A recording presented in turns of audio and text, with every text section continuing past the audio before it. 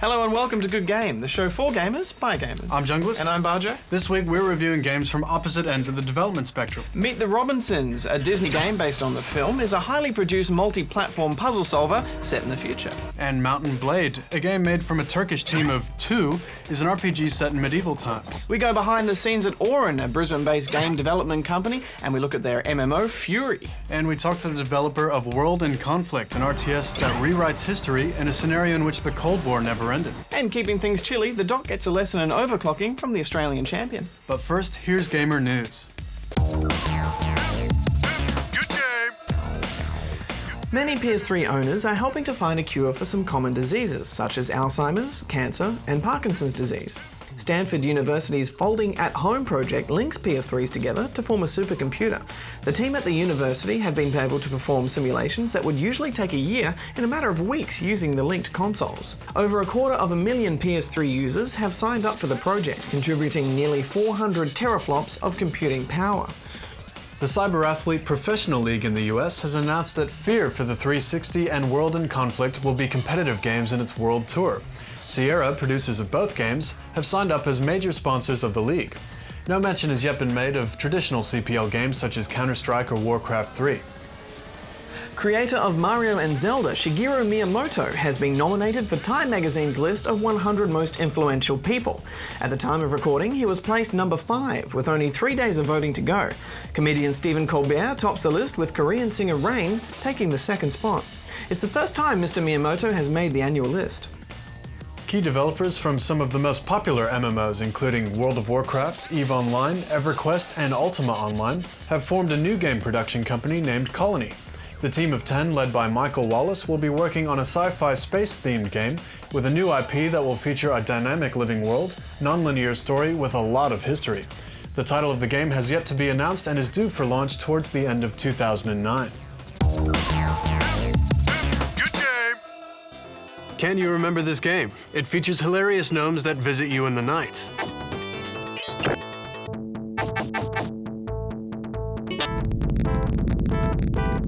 Answer at the end of the show. Good game!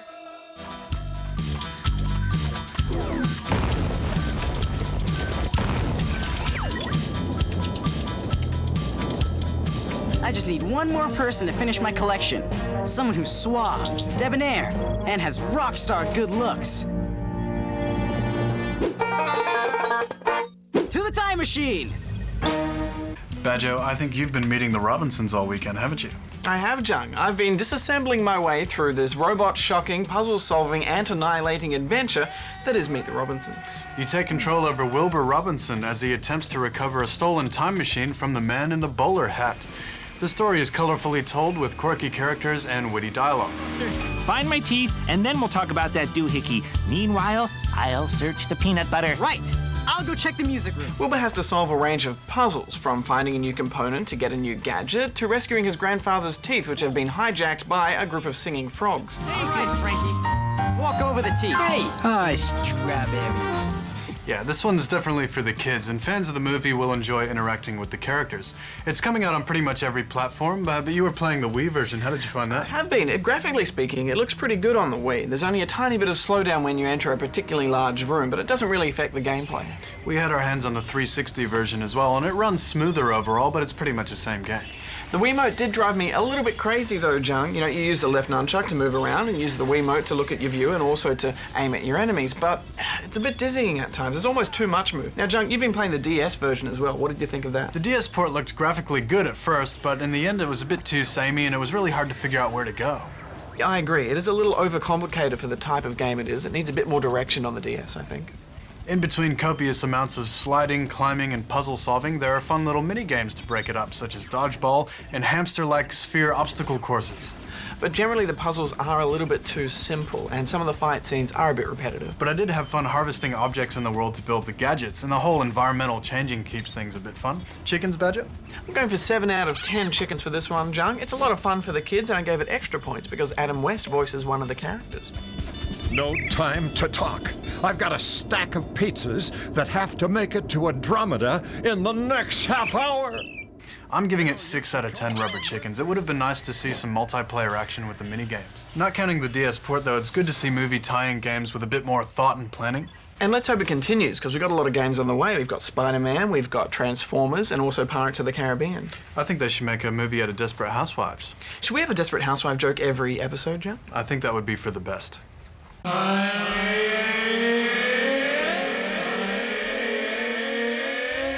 Hi Kale, welcome to Good Game. So you're a phase change cooling expert. What exactly is phase change cooling?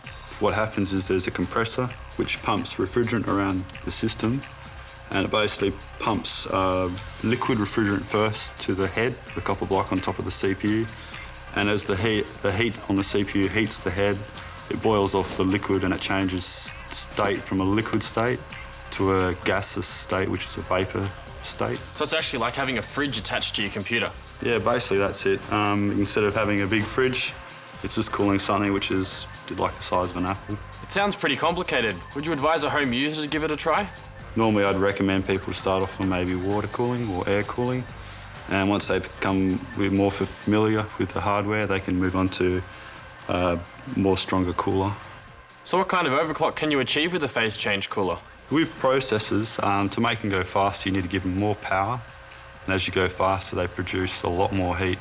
The sort of power that they run on these, without phase change, the CPU would hit over 100 degrees and burn and blow up. So with the cooling and the higher power, a CPU that would normally do 3.6 on water would now go to 4.2 or 4.5 gigahertz. The advantage is that a cheap CPU can go as fast as the best CPU around for a third of the price. So when you go below zero, isn't condensation a problem? Yes, normally when you freeze something, obviously white frost will form everywhere, and when you turn the PC off, that frost is going to turn to water and blow up your computer. So the deal with condensation, we have a few different methods in which we work together. We have these insulation gaskets which go on top of the motherboard, and they insulate around the socket so that the cold surfaces aren't exposed to the air and gather frost on top of them. On the back of the CPU, we put just a normal grease compound, and you sort of smear it over the back of the CPU, so if any condensation was to form, it stops from getting in contact with the electronics. Well, Kyle, thanks for showing us your phase change cooling system, and good luck. Cool. Thanks for having me down here.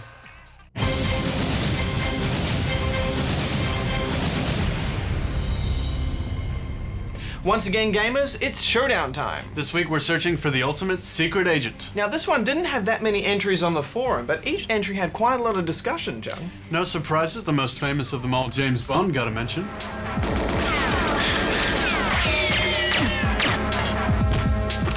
That's right, GoldenEye on the 64. Suave and debonair he may be, but he's a show pony compared to Sam Fisher from the Splinter Cell series. Now that's a man who knows the meaning of the word stealth. Of course, it wasn't a boys-only list. We had Tanya from Red Alert and Joanna Dark from Perfect Dark getting a mention. Joanna, it's good to see you. Come with me. I'll walk you around the training rooms. SB2 from the forum thinks G-Man from Half-Life should be mentioned. Rise and shine, Mr. Freeman. Rise and shine. But let's be real, G-Man. Eventually you're gonna have to fight your own battles. Yeah, I think Gordon Freeman's earned a holiday by now. Can we get a man a holiday? Well, as usual, Jung, it's hard to pick an absolute winner for the bestest secret agent. Sam Fisher came in a close second, but most of the votes went to Solid Snake from the Metal Gear Solid series. A worthy recipient, in my opinion. Not only is Snake a badass, but Metal Gear Solid introduced the concept of stealth into gaming, and for that, we will forever be grateful. Snake, we salute you. Each week on the show, we like to give away a Good Game shirt to the best review posted on our forums. This week, it's...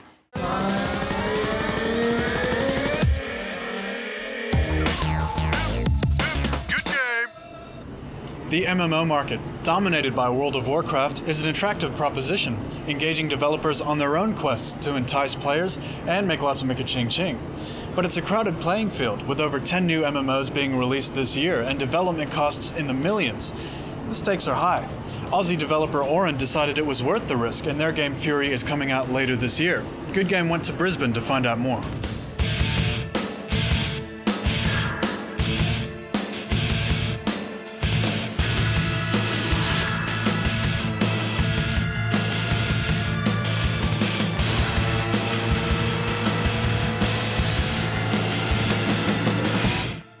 So tell us a little bit about Fury and how is it different to the traditional MMOs? You know, it's not really an MMO. We call it an MMO because there can be up to 1 million players in a single data center. It's a client-server system, but the realm structure is very different.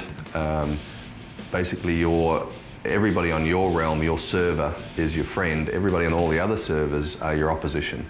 No one's really done it this way before. We've really got this focused vision of being the best PvP game there is. The biggest difference in all is the pace of combat. It's just so much faster than a traditional RPG, and so really it feels a bit more like an FPS. It's a lot more adrenaline rush. You're rushing around like a mad thing, spamming abilities. You're in a battle for 10 minutes and then you're back in the sanctuary, customizing a character and figuring out which new ability. You know, why did I lose that fight? Was it because my team were no good, or was I missing a root or a snare, or did I need more firepower or more healing? And you customize your character, then you're back into the fight again.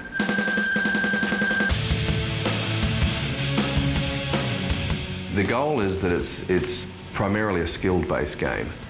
You know, from the lowest rank to the highest rank, there isn't the power differential isn't that great, so it's about 2 to 3 times, whereas saying WoW, it's orders of magnitude.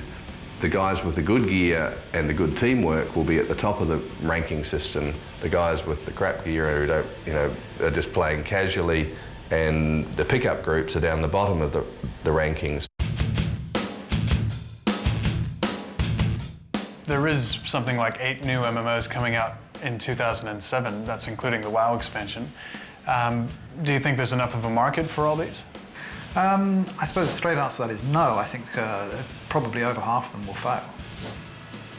So the question, to rephrase your question a little bit, is there enough of a market for Fury? Yes, because we're different. We're offering people something that is not out there right now and that's really exciting and fun to play.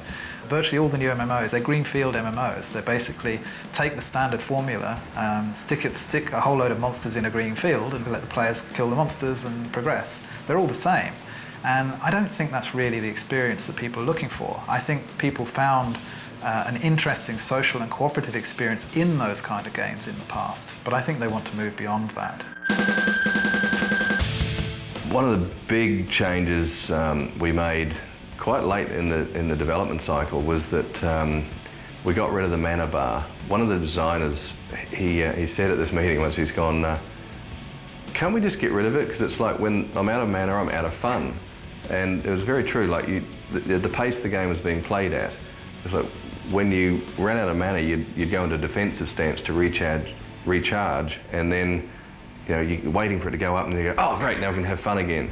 So yeah, that one wasn't in the first doc, and I think it's one of the things that really creates the flow to this game is that 90% of the abilities are instant cast, so you can actually be running and swinging your sword or running and throwing a fireball, and it's really only for the big fireball you actually need to stand and do a 2 or 3 second cast.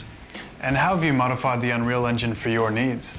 The Unreal Engine is designed to work on pretty fierce PC hardware. Your average gamer is pushed to afford that kind of hardware. So we've actually developed a complete parallel, what we call a rendering pipeline, that allows Fury to be run on low specification hardware. So you can run it on a much older PC that's only got a GeForce 4 Ti card. We are a massively multiplayer online game. Now nothing in the Unreal Engine supports that. We've had to develop all of that ourselves. First-person shooting games, action games like that, they're great fun, and that's fundamentally what the Unreal Engine is about. But they rely on a very low lag time. You've got to have very fast reactions. You've got to be able to move that mouse like crazy. You've got to be twitch. And if your computer is taking a quarter of a second to communicate that information to a server and back, you're going to lose the fight. Our game works over a much longer lag, so I can play against you if you're in America or even if you're in the UK.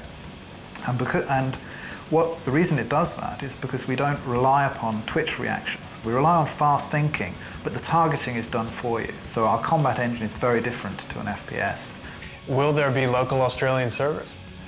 If we can get 100,000 customers in Australia, then it's going to be worthwhile getting local servers. But if we don't have that sort of volume of players, then you're not going to get the throughput, and you're not going to get the even match, and therefore you're going to get pickup group against against a clan, and that's not going to be any fun. So at this stage, it's West Coast America.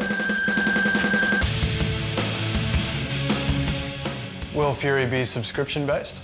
We want to attract FPS guys and MMO guys. We look forward to having some very interesting discussions with the community as well, where we, where we set the bar in terms of, pricing and which things, without giving, I nearly gave away all the answers then. So let's just say that it's going to be a fairly revolutionary business model.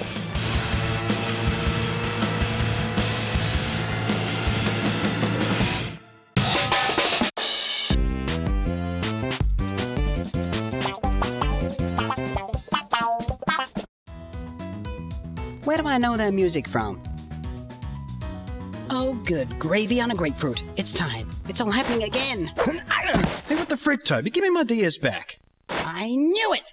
Pokemon! Yeah, I know. Now give it back. Kevin, I can't let you have this back. Last time they released a Pokemon RPG, you lost 4 months of your life. No, seriously. Give it back before you have to start explaining to people how your boy parts got kicked inside out. You only saw sunlight once when you went to your sister's wedding, and even then you didn't look up from your Game Boy. I will cut you, you know. I'll slice you open like Han Solo did to that Tauntaun. I'll crawl inside you and I'll stay warm for the night while I challenge the 3rd gym leader. Listen to yourself. You're an addict. This is madness. Madness. This is Pokemon!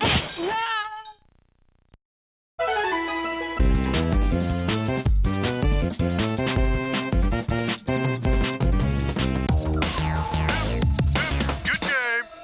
What would happen if the Cold War never ended and America was invaded by Russia?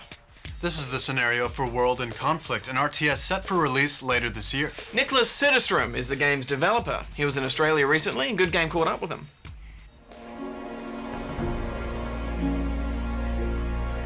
We're getting reports from the Coast Guard about a developing situation at the harbor front. We have a lot of unmarked container ships approaching. They're refusing to identify themselves. Over.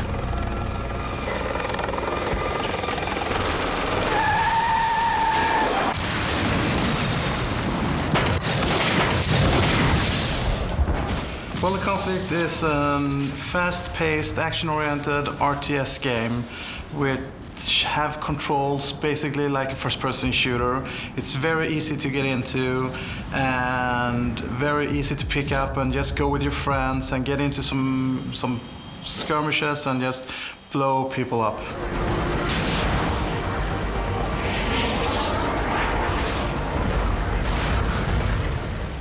Basically, we had Larry Bond writing a plausible and believable invasion scenario. And he is one of the co-writers of Red Storm Rising with Tom Clancy, and he's a real Cold Era expert. And he wrote the scenario which he said, this is how I think that the Russians would act in this time period. People are very familiar with the game concept of having US being the big brother of us all and just going around and taking care of people, even though that in Europe we have a different view on things. I have to say I really love that we're fighting in US this time. But this time the Russian comes in and just goes through US and destroys things, and you are there to save the world, or US at least. I think that the US market has been really, really big, and it's not until 2-3 years ago that the European market started to pick up, and soon I think it's going to be equal to the US market. And I think we're going to see a lot of games taking advantage of that and focusing on European stories instead of US storylines. Теперь освободите небеса. Освободите небеса.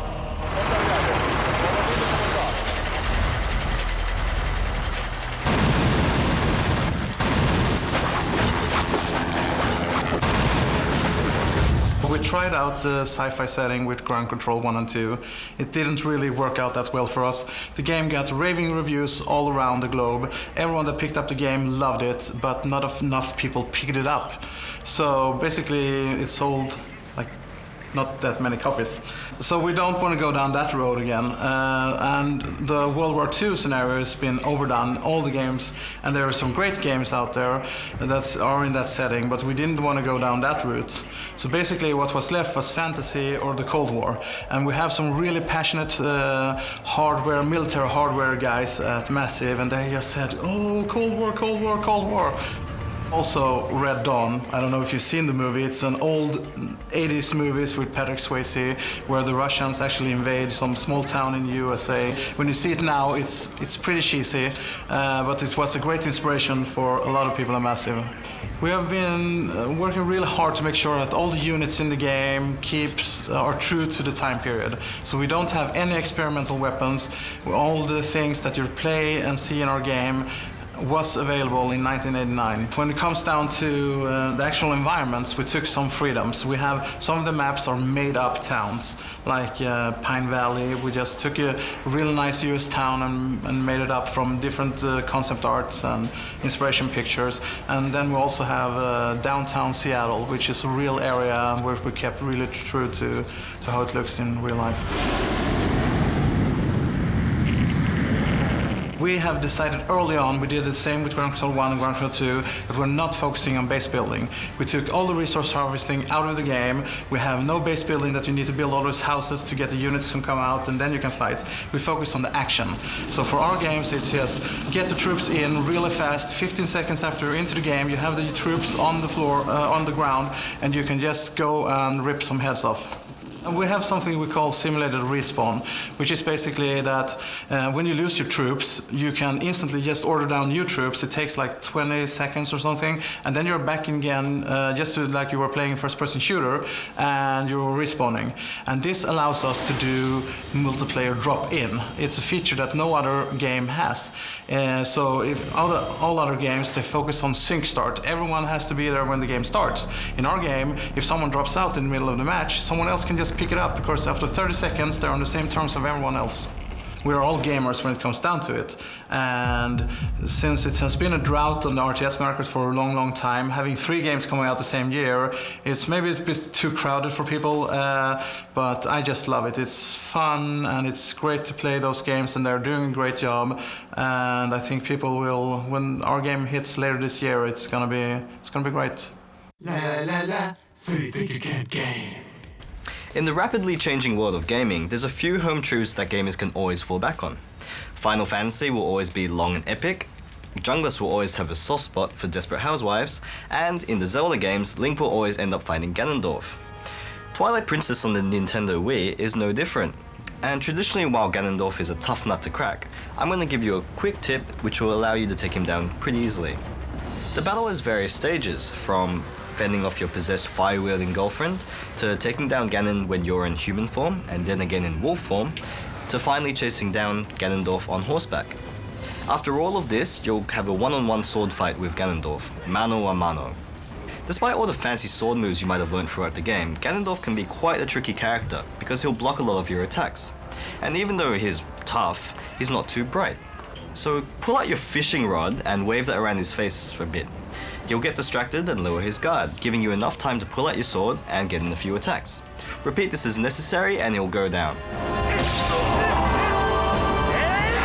Congratulations, you've just saved Hyrule once again and you can give your arms a break. Until next week, this is Aya, out. Now earlier we reviewed Meet the Robinsons, which is about as multi-platform, high production value, high budget as you can get. Now for something completely different. Mountain Blade is a single-player RPG medieval game developed by an independent team in Turkey, a husband and wife in fact. The husband does all of the programming and the wife does the artwork. The game's still in beta and I think it's version 0.808 at the moment. It's free for the first 6 levels if you want to download it, but should you want to purchase it, it's under 30 Aussie dollars. Your character begins in a small coastal country locked in feudal warfare with its neighbor. From there on, it's pretty much familiar RPG territory. You create a character, you give it stats, you send it off into the world to gain skills. And for an indie game, I found the graphics to be not that bad. Pretty much the first thing that you notice that this game does really well is the combat system. It's very intuitive.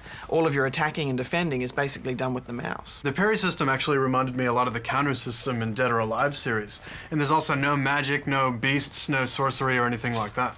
There's a lot of mounted combat as well as ground combat, and there's a whole variety of medieval weapons for your choosing.